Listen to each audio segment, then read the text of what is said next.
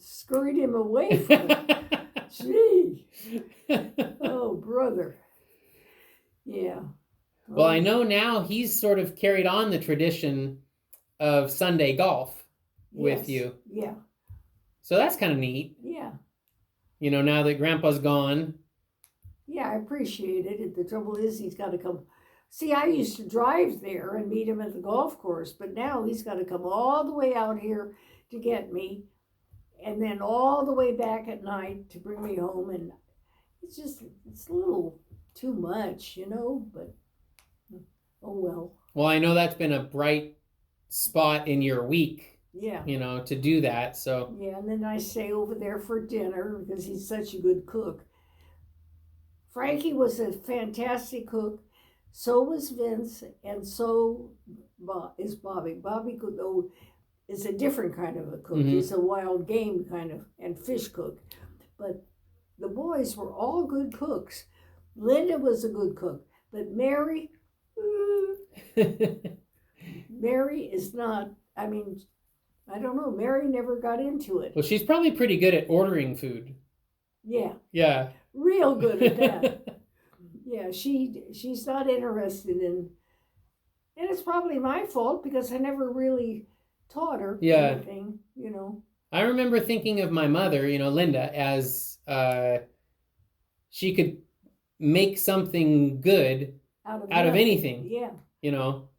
And then I also remember her trying to make something gross for us because she just was hell-bent on making us eat liver and things like that. But mostly I remember her being a really good cook, and she was somehow throwing things together with no recipe and coming out really good tasting and healthy at the same time. So I actually attribute a lot of my physical health, which I've had excellent physical health in my life, a lot of it to our genetics, but then also to how she raised us. Mm-hmm. So we just didn't. We ate fairly healthy, Yeah, no junk food. Yeah. So anyway, yeah. Okay. So what about Linda? Was there some interesting memories that you have with her childhood? Oh, I remember one thing. They told me at school, the teacher, that she didn't know her. Now she's in kindergarten, okay? Uh-huh. And that she did not know her alphabet at all. And I said, "Oh, I think you're wrong. I think she did." So I had to go down there, with her. And so anyway, I'm sitting there. And so I said, "I know she knows her alphabet." And so I think they must have had the alphabet sort of on the ground or something. Mm-hmm. And I said, "Linda, you tell," I think it was a nun at the time, "you tell her what the alphabet is. You tell her A, B, C, D, E, F, G." Linda rattles it off. But she wouldn't rattle it off just between the two of them in school. But she rattled it off. She knew her alphabet. Yeah. So that sort of broke the ice with the teacher. Huh. So yeah, that was funny. Well, that is interesting. You know how history sort of repeats itself? Yeah. I had a first grade teacher call me and say that River didn't know his alphabet. And I thought that was really hard to believe because I had already taught him not only the alphabet, but math up to like 4th grade and, a lot of stuff. So I thought, what is the problem, And so the same thing, I went down there and I walked in, and River looked like a dog with his tail between his legs. He had his head down and he was really shy. Mm-hmm. And I thought, that's weird because he's usually a really upbeat kid. And the lady was telling me he doesn't know his alphabet. And so I said, well, I know he knows, so something's wrong. There's got to be something else going on here. And I said, well, just, show him a letter and he'll tell you what it is. So she picks up a G and It was a capital G. And she shows it to him, and she was kind of gruff about it. She says, "Fine, what's this?" And she like holds the G, and he looks up and he doesn't say anything. And he just won't say anything. And I said, "River, why aren't you saying what it is?" And he just wouldn't say anything. And finally I said, "River, say what it is." And he says, in a really small voice, he said, "It's a G." And she goes, "See?" And she threw the G down on the floor like she was upset. And I said, "What are you doing?" And she goes, "It's a G." A G? It's not a G. It's a G. And all of a sudden I realized she was doing a whole different thing where she thought it was this highly intelligent way to teach kids. Oh. And so I laid into her. And I said, it is a G, but it's also a J and a J, depending on what word it's in. So if you're telling my son that is not a G, you're lying and you're wrong, because the name of the letter is G. The sounds that it makes are 3 different ones that I'm aware of, and you're telling him the primary one. So why don't you just ask him what the primary sound is, instead of making him feel like, He's you know, a dummy or yeah. something. And so I started homeschooling him, because I thought his joy is going to get destroyed under this teacher, you know. But anyway, I'm glad it worked out better with Linda, where somehow she felt the confidence around you to just say what it was. That's interesting. So, Bobby, I know there's some interesting stories with him as the little terror. Oh, yeah, he had to hold his own against his 2 older brothers. I think that's what his problem was. Yeah. Yeah. So he told me some stories about being in that bedroom that I'm in now, Mm-hmm. and how he was like, I think he said smoking pot or something, and doing some Naughty things. Yeah, and I think Vince went in there and I guess took everything out. And threw everything away. Yeah, threw everything away. So Bobby admits that he was sort of a troublemaker Yeah, all it was, yeah.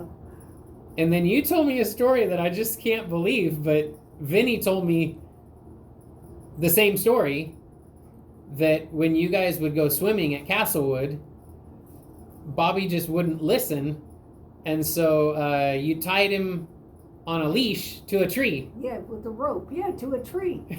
Otherwise he would have drowned. Yeah. Yeah. So he was that much trouble that he just had to get tied to a tree. Yeah, I think he was about 4, maybe 5, something. Yeah, that's the best. Or maybe it was even, it must have been at least 3 or 4. Yeah, otherwise he would have drowned. That's right.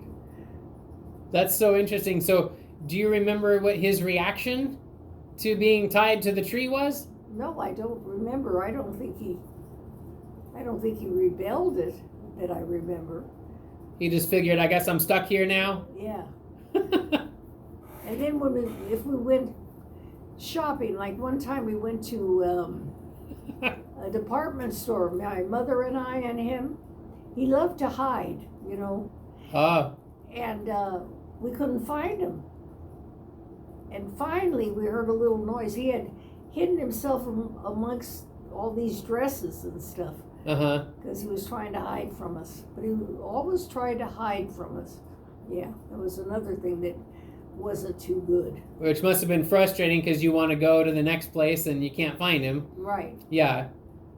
Well, I guess to his defense, now, I know he's been here a lot helping out, and Oh yeah, he's made up for it. yeah. All the headaches he gave us. Because he did the granite countertops in the kitchen, Yeah, right? I was somewhere. I don't remember. I wasn't in the area. I mean, I was gone, vacation or whatever it was. And he and Vinny did it. I think it was Vinny. So it was sort of a surprise when you got back. Yeah. It was done. Uh-huh. Oh, that's great. Yeah. So I know he's been, and he comes here what, every Monday night? Is that it? Usually on Monday nights, yeah. Make spaghetti. Make spaghetti or Well, you're not an archbishop, so I guess you get spaghetti. yeah, or fish. Yeah. Lots Oh of yeah. fish. Yeah. Which isn't your favorite. No. Yeah. And of course, does lots of things with deer meat, and Rachel won't eat any deer meat. So he's got lots of deer meat, that isn't devoured because it's just him and I, or if he Yeah. has company up at the mountains. Yeah. Well, I've had his spaghetti with the deer meat, and I think it tastes great. Yeah, it doesn't taste gamey at all. He knows how to get the game taste out of it. Well, he works on it a lot. I've seen him, pounding it and Mm-hmm. preparing it so that it tastes really good. It doesn't necessarily taste like beef, but it tastes Yeah, I tastes don't know good. what her problem is, but oh well. Well, at least he's married. I know that's Thank something heavens, you were yes. wanting for a long time. Yeah. So that's fun. All right, so we talked about Mary. Oh, I guess we talked about all 5 of them. Wow, that's a lot of kids. Yeah, it is, huh? Yeah. Now, did you have any other kids that ever lived with you guys? I don't think so. Not that I know of. Because, that was sort of a normal thing in our house. Yeah. No, We always had foster kids or no, homeless kids or whatever. no. Okay. Huh. Well, there's so much more we could talk about, but that's a great Start. setup, for your history. I love to hear stories about what's happened in your life because as a child you don't really know your grandparents very well. Oh, I do have a couple more questions about your parents. So your parents, where did they come from? The Azore Islands, 2 different islands. One starts with an F. Huh. Fayol, something like that. Anyway. Is it Faroe? The Faroe Islands? No, I don't know. Azores. Yeah. And so naturally, the immediate thought is you're Portuguese because you came from those islands. And according to my mother, she said we are not Portuguese. The way according to her, it was because the sailors would, sail from the European area, and then they would get shipwrecked on the Azores sometimes. Mm-hmm. So they had a lot of different races because they ended up living there. Yeah. Yeah. And so she kept telling me that, okay, whatever. So when I got, when we did the Ancestry.com thing, yeah. We are French, German, English, and maybe 1% Portuguese. Huh. Yeah. So my mother was right, So anyway, yeah, and my dad came from the Azores too, islands. And I don't know how they ended up. Well, I remember that my mother said that my grandfather, there was a lot of trouble wherever it was that they were living in Europe somewhere. Mm-hmm. So he decided, you heard about the United States, so he got on a boat and came over here and left my grandmother with the kids. I think they had 2 at the time, my mother and my uncle, over there until he could make enough money to bring them over. Yeah. And then he finally did. It took about a couple of years, I think. Then they finally came over, and it was in Hayward where he landed. And that's where they ended up living, in Hayward. Wow. Yeah, on A Street. Yeah. That's quite a story. Yeah. So that's what happened. And they came directly from the Azores? No, yes. And then my grandmother was an excellent seamstress. So somehow she got a job at Hastings Men's Store in downtown And I don't know how she got that job. And she used to take the A train from Hayward to downtown Oakland every day. And what she did, she would tailor. In those days, the men would buy suits, and then they'd have a tailor to make them fit them perfectly. Mm-hmm. And that's what she did. Huh. Yeah. And my grandfather, they had 2.5 acres in Hayward, and he grew everything, and then my mother, later in life, would take the harvest that he had on his 2.5 acres, and I would be going with my mother to the foot of Oakland where the buyers were. Oh, okay. And then she'd dicker with the buyers, Mm-hmm. selling my grandfather's stuff. Like fruits and vegetables, or Yeah. Huh. That's kind of neat. Mm-hmm. And so, so that you were basically raised sort of on a gentleman's farm. No, I was raised in Oakland, but we would go to my grandfather's, which was Oh, sorry, I was thinking that was your dad. Okay, so your grandpa had that farm. Yeah. And then you guys. My mother and I would pick up the produce. Yeah. And go to the buyers in downtown Oakland. Ah, interesting. Okay, and so you guys lived in Oakland. Right. East Oakland, mm-hmm. by Mills College. Okay. And then what did your father do for a living? He worked for Hunt Brothers Packing Company. Well, that's how my mother and father met. She was the head bookkeeper in Hayward for Hunt Brothers Packing Company, and he was the office boy. And she sent him packing for her. Yeah. So that's how they met. And then my father ended up being what they called at the time the traffic manager, the one that would ship everything from Mm-hmm. all the different, because they had maybe 4 or 5 like outlets or yeah, right, one in San Jose, LA, I don't know, wherever.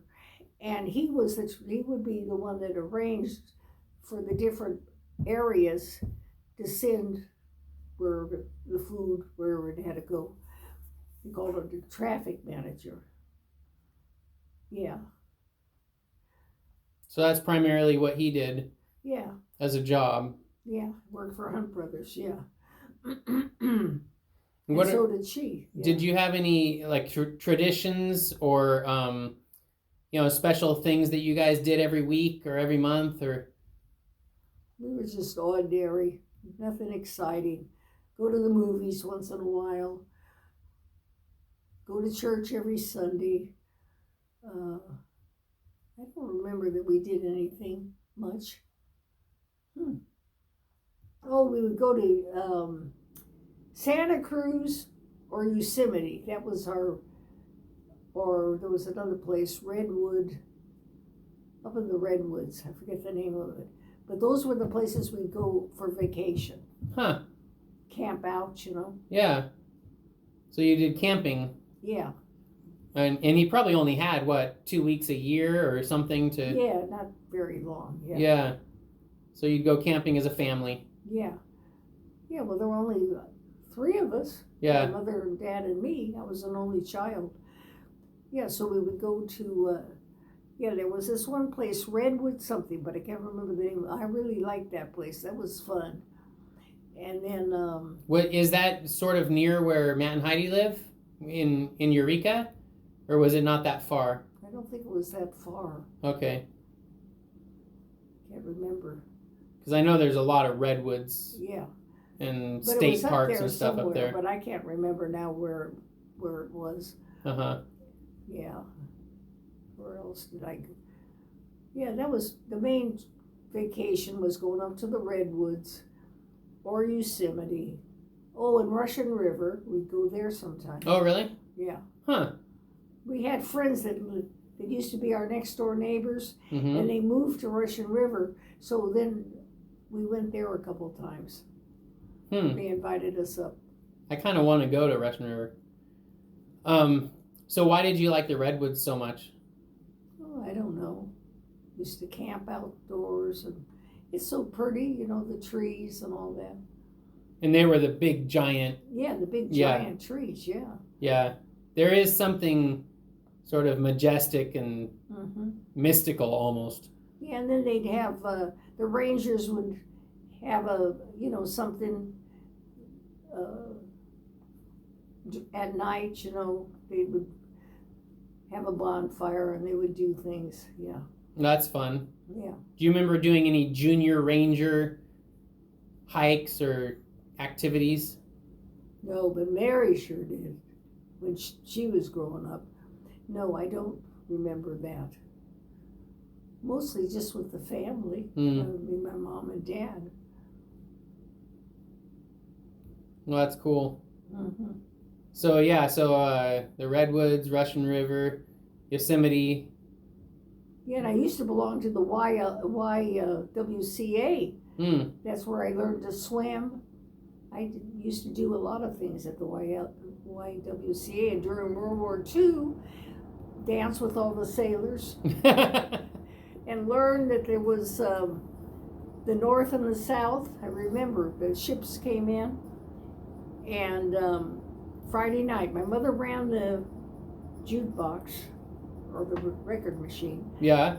And the sailors would come in to dance. Well, I remember I was dancing downstairs with these sailors, and all of a sudden they said, "Let's go upstairs," because it was 2 floors. So we go upstairs. Why are we doing this? Turns out that it was because the sailors from the South had come in downstairs, and the sailors from the North didn't want to deal with them, so they would go upstairs. It was segregation. This was World War II. Really noticeable.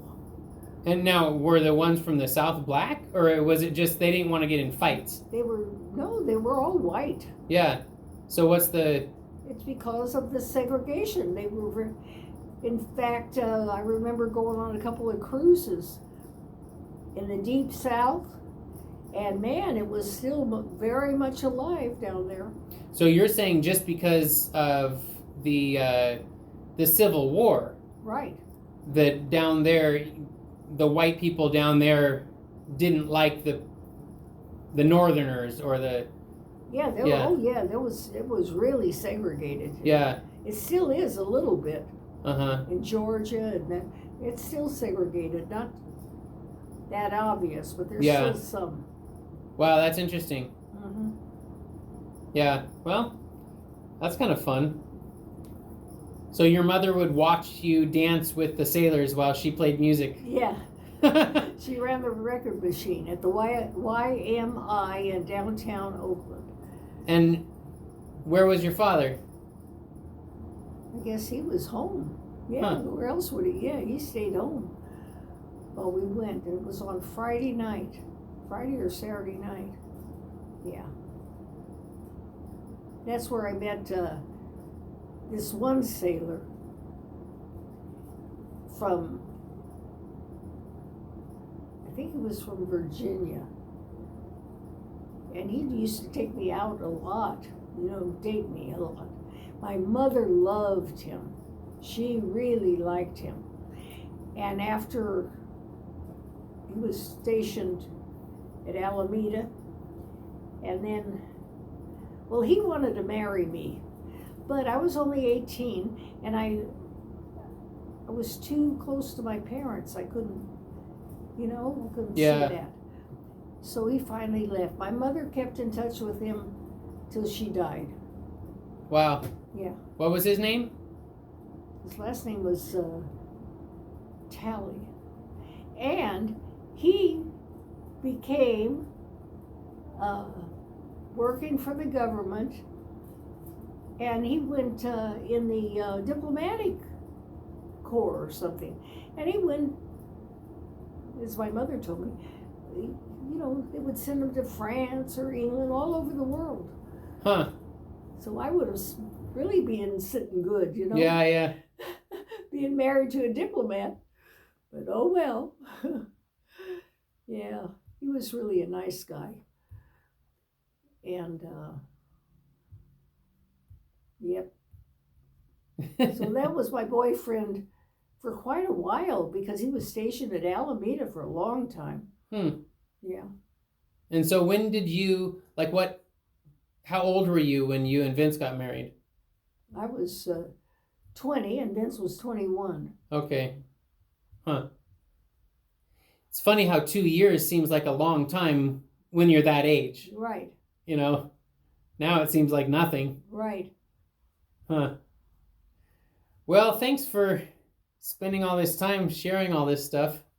Yeah, so I told Mary, I hope that Elena doesn't end up being an old maid school teacher. So I keep telling Mary, Elena, go to church. And well, I don't want to go to church in Dixon because then I'll bump into my school kids, you know. I said, that's where you have to be. You have to be at church in Dixon and meet a rich farm boy. Yeah, I've heard of lots and lots of rich farm boys out there. There are, yes. Oh boy. Yeah, I know this one family, Bragas. Al Braga and Vince, their granddad, went to St. Joseph's High School in Alameda together, and Al's family were all into farming in San Leandro. Well, then they sold everything, you know, after the war when things began to boom. So they had lots of money. So they bought a farm in, what do I want to say? Dixon. And anyway, they were corn growers. They grew corn. And Vince and I used to go once a year and visit Al Braga in Dixon and come home with a crate of corn. And Braga's farm is still there because I looked it up on the internet. And so anyway, sort of interesting. I don't even know if he's still alive, you know, but anyway, we used to go there every year and get corn. Well, I know Vince loved corn. Oh yeah, he loved corn, and that was the worst thing ever because he got diabetes. And the worst thing you can eat is corn. And he would have, during corn season, he'd have an ear of corn for lunch and an ear of corn for dinner. And here he had diabetes. Well, there's a lot of sugar in corn, right? Oh yeah. That was terrible. Mm-hmm. You shouldn't have eaten any corn. Oh well. Well, there we go. So do you have any last thoughts before we wrap up? Anything in your history that you're dying to share? Oh, I wish I knew something. I mean, I don't know. All my friends